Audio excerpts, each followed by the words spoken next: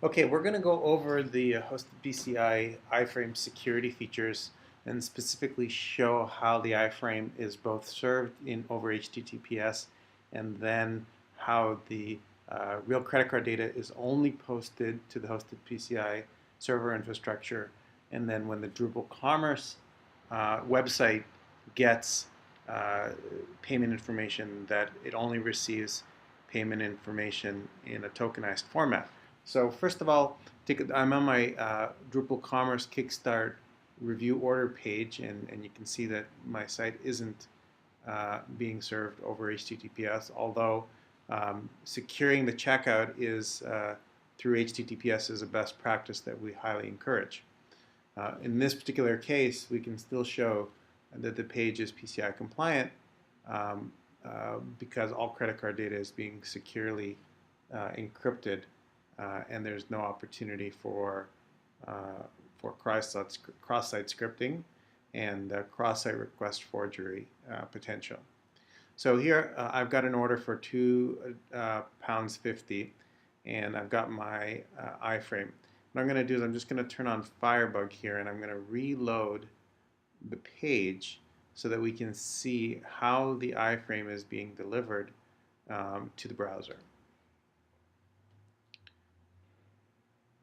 So we have a whole bunch of assets that get returned to render the page, but very specifically we're looking for this iframe, and that iframe is actually HTML, so we can shrink our list just to see HTML, and we'll see that the first link here is the unsecured HTTP request for the page, and the second link here is an HTTPS request that goes to host cc.hostedpci.com, and that in fact, if we click on it and look at the response HTML, you'll see that's actually the credit card number and the CVV code that we see up top.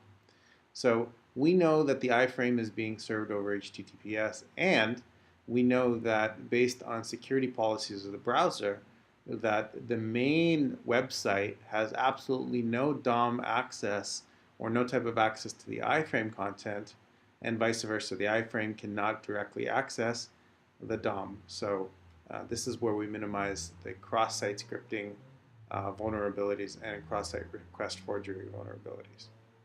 Okay, so what I'm going to do here is I'm going to clear the list, and we're going to enter a test credit card number, 4 and 15 ones, and a test CVV number, and I'm going to select my card type and my expiration date. Now these fields are all back on the Drupal Commerce site. They're not included in the iframe, and the continue button is also not included on the iframe. But what we're going to see now is how the credit card number gets tokenized and returned back to the iframe over HTTPS, and then how the Drupal Commerce site gets the information. So let's click on Next. And the first thing you see is this request to cc.hostedpci.com that makes the request for the tokenization. And you'll see in the response that we get a token value back, not the real credit card number. And once that gets returned back to the page, now the page is has shifted, and it's doing the review order page. In this case, it's going back because there was an error. But very important that you'll notice that as the page was posted back to Drupal Commerce, let's look at the parameters, you'll see that the real credit card number was never sent to the Drupal Commerce instance, nor was the CVV code. Now this token can be used for payment processing, and in fact we saw that we got an error because of the type of credit card that we used here.